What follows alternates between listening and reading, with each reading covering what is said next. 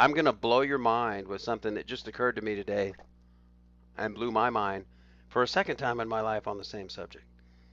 Okay, this is about the aliens at Roswell. All right, I'm going to tell you today. I found another picture and I put two pictures together. I'm going to show you. I lived in New Jersey and I just moved there in January 1992. A couple of months later, I was at a church with a minister, the bishop, and the youth were playing basketball, and I was in a youth program helping these kids play basketball. It was about 9:30 at night, and me, the bishop, and one of his counselors, three of us, man, we're just sitting there in chairs in the hallway with our heads leaning against the wall, just bored. Nobody's talking. And the bishop there, he's just sinking in deep thought. And he's a black man, and he was in the Army in 1947 in Roswell, New Mexico, and he was in the Army Air Force the year or two before they created the Air Force at Roswell. As an MP, he was military police. He was also my karate dojo instructor in New Jersey, southern Jersey. I lived between Philadelphia and Vineland. Uh, anyway, so this man, he's sitting there, and me and Cecil, the other guy, he says, hey, you ever hear about that crash in New Mexico and Roswell with the flying saucer and the dead aliens? And I said, yeah, I have heard of that. My mother told me about that. She's got a book on that, I think. Now remember, this was early 1992. The internet, we had email, but you still had monochrome monitors, and they didn't pass around pictures on the web like they do today. I mean, it's probably 2 or 3 years before I ever saw any of that. I didn't even have AOL 1.0 because I had AOL 1.0 with a 1200 baud rate modem. It used to load the pages, like took like 10, 20 minutes to load a web page, and we were all excited. Mine's pretty fast. And then we got 2400 baud, remember, and then 9600. And okay, anyway, I digress. But he started telling the story. He was in his barracks in Roswell. He's in the Quonset hut, and all these guys were just sitting on their bunks and reading books, and some were playing cards, and some were wrestling, playing games, whatever. And this Wild Bill William, whatever his commander's name was, came in and said, all right, men, everybody dress up. We're going to go out into the desert, and we're going to get on the truck. 15 minutes, be out on the stand. We're going to load up in this truck, and we're going to go out side of town here, and we've had a plane crash. Now this plane, we've been called by this production company in Hollywood. They're filming a sci-fi movie, and they built this special craft that's supposed to look like a spaceship, and it got out of control, and they crashed it here with their stunt pilots, and they've asked us to clean it up. So we need, come on, boys, suit up, and let's get in the truck. So everybody gets dressed, they get in the truck. My friend, like I said, he was an MP. They drive an hour or two outside of town onto this property, and they pull up in this big flat plain with hills off in the distance. And he gets out of the truck, and from their perspective where the truck was parked off the left side, he said there was this ship, the ship or whatever, it looked like this flying saucer, an oblong silver-like metallic craft, but it was at an angle like this, and it was stuck in this shallow cliff wall. Let me see, how's my hands? It was stuck in this shallow cliff wall like that, like it just was nosed in. But if you looked across the desert, you could see shiny spots on the sand where the thing had skipped, like water, like skipping a stone across water. It had skipped, bang, bang, bang, bang, poof, and stuck in this shallow cliff.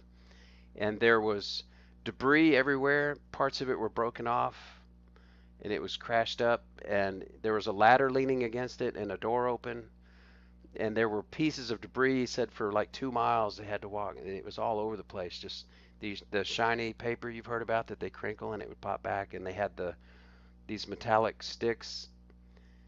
And I thought back at the time of like Legos or timber, what were those things called? What, Tinker Toys? And he said he described everything that I've read about later, but he said he was an MP, so everybody went out on detail, and he was left to watch the perimeter by the truck.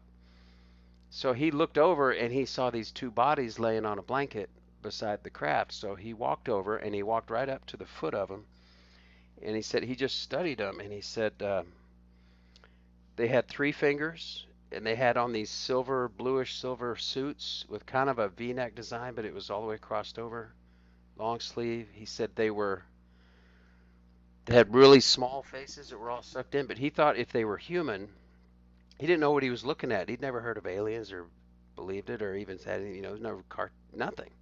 No cartoons, no movies about them yet, nothing. And he thought if they're human, jets had just come out with the pressurized cabins, so he's looking at that thinking maybe they got shrunk or they're compressed because of gas in the cabin, however that works. And this is a special vehicle, who knows when, these poor stunt pilots.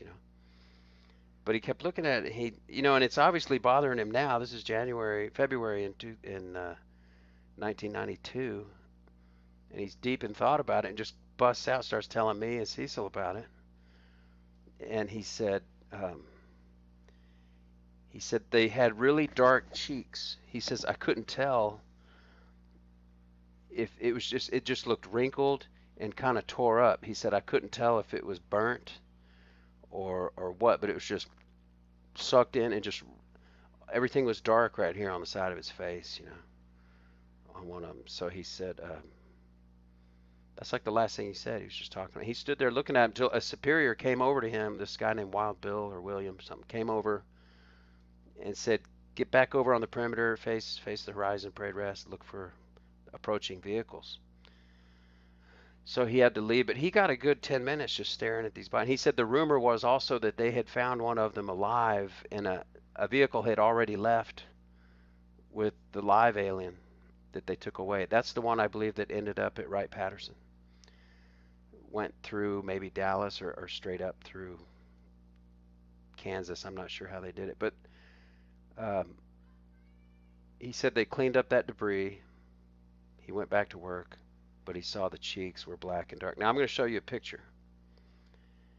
I've kept this picture because that was in 1992. I didn't see these things until like 2010, like almost 18 years later when I'm studying UFO Roswell crash and I'm looking for pictures of aliens online. And I found this picture and I've kept it.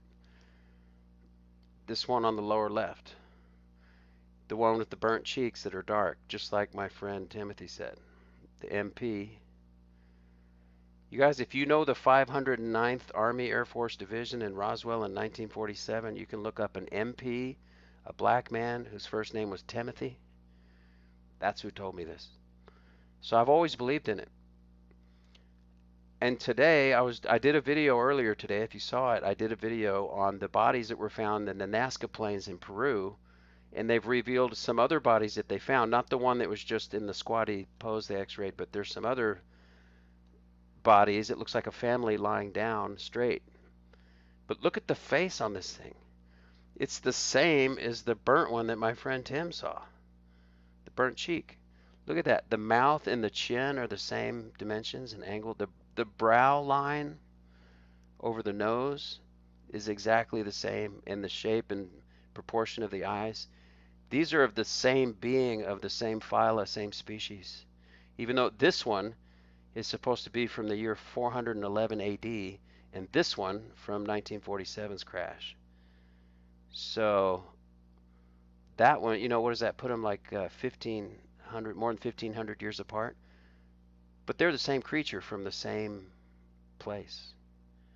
Now that's amazing. Now I already believed, I've kept this picture because when I first saw this one, it had the burnt cheeks. I went, oh my gosh, that's the one Timothy described exactly with 3 fingers. These have 3 fingers. These have 3 fingers. If you've seen the other pictures of alien that they claim, like the alien autopsy footage, that's fake. Because that one's got a human looking face. It's not this face of this one and this one. These are what they look like. Now maybe they say there's another type of gray that's like a cloned version of these or vice versa, and the taller whites. But this and this are the same species. They're real, folks. I hope I just blew your mind. My mind's been blown on the subject for the second time since 1992, and then now, 25 years later, blown again. And my book's going to come out later this year or in the spring next year. I'm just waiting for the artwork on the cover to be done. But I hope you enjoyed this. Keep these pictures. I'm Alex Aquarius. Thanks for coming to Plain Mundane Show. Over and out. Ciao.